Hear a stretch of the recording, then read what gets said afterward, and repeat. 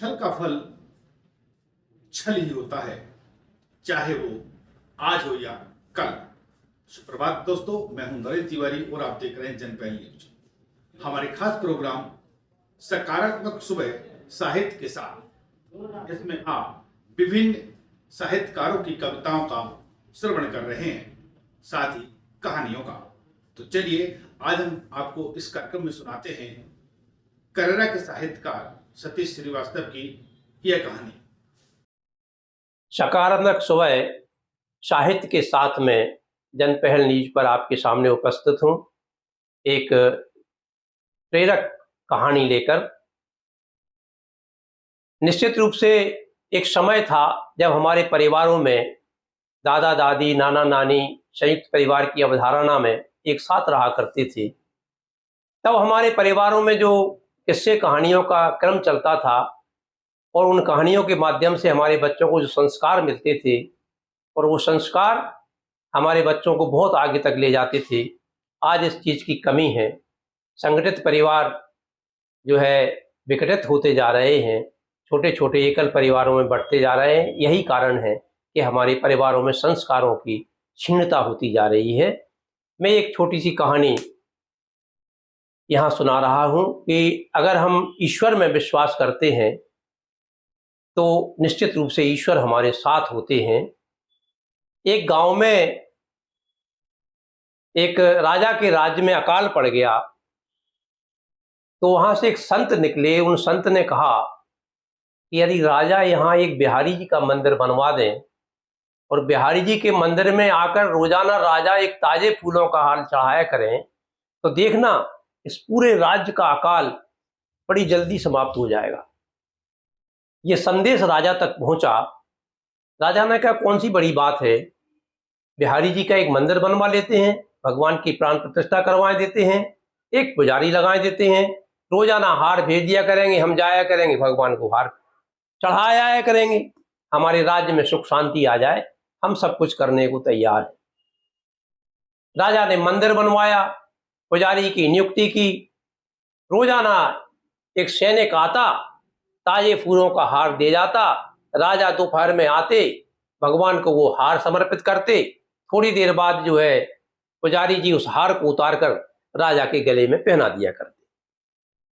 देखते ही देखते राज्य का सारी समस्याएं दूर हो गई, संकट दूर हो गए, अकाल समाप्त हो गया।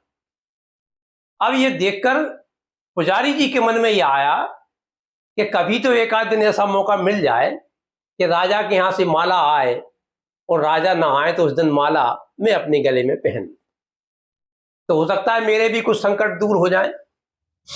ये मन में उनके पुजारी जी के रहती थी। अब एक दिन हुआ यही कि सैनिक आया सुबह माला देने और कह के गया कि पुजारी जी, दोपहर की पूजा अर्चना आप करने के बाद पट बंद कर देना, क्योंकि आज महाराज जो है आ नहीं पाएंगे। तो पुजारी जी के मन में ये प्रसन्नता हुई, चलो आज महाराज नहीं आ रहे हैं तो आज माला हम अपने गले में पहन लेंगे। पुजारी जी भी वृद्ध हो गए थे, पूजा करते करते परसों बीत गई थी। राजा भी वृद्ध हो गए थे। पुजारी जी ने वो माला अपने गले में पहन ली। जैसे ही माला पहनी तैसे ही दौड़ता हुआ एक सैनिक आया, महाराज जी, महाराज जी, महाराज पधार रहे हैं। तो पुजारी जी ने अपने गले की माला तुरंत बिहारी जी से माफी मांगते हुए उनके गले में पहना दी। जब राजा के सामने हम उतरी हुई माला पहनाएंगे तो कहीं राजा नाराज ना हो जाए, तो उन्होंने गले से अपनी माला पहनाई बिहारी जी के गले में, और राजा आए तो बिहारी जी के गले से उतार के राजा को माला पहनाई।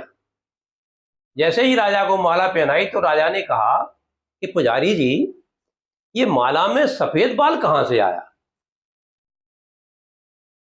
बोले, साहब हम पूजा करते करते बूढ़े हो गए, तुम पूजा करते करते बूढ़े हो गए, तो कहा बिहारी जी बूढ़े नहीं भय होंगे, उन्हीं को बाल आगा हुए एक आध। राजा ने कहा, क्या बेवकूफों जैसी बात करते हो, कहीं भगवान की मूर्तियां भी बूढ़ी होती हैं? उन्हें शक हुई कि ऐसा तो नहीं कि पुजारी के ने पहन ली हो माला और इनके बाल चला गया हो।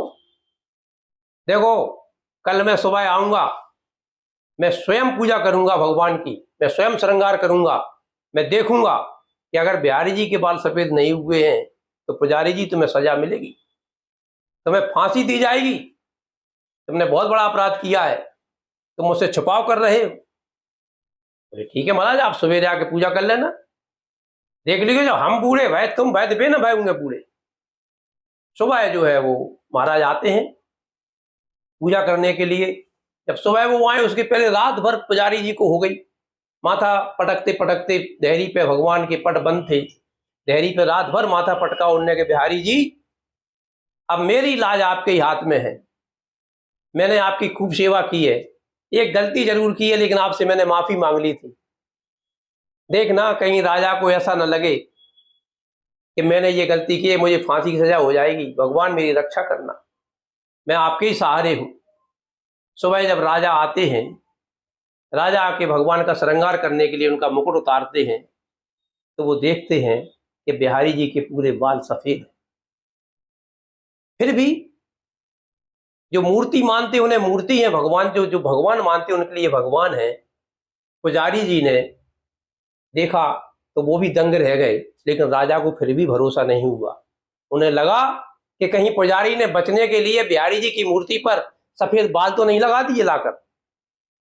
तो राजा ने कुछ बाल पकड़ के खींचना चाहे तो देखा कि जहां बाल खींचे थे वहां से रक्त की धार निकलने लगी और मूर्ति के अंदर से आवाज आई कि हे राजन, मैं भगवान तो उनके लिए हूं जो मुझे भगवान मानते हैं, मैं तेरे लिए तो आज भी मूर्ति हूं, क्योंकि तू तो मुझे मूर्ति ही समझता है ना।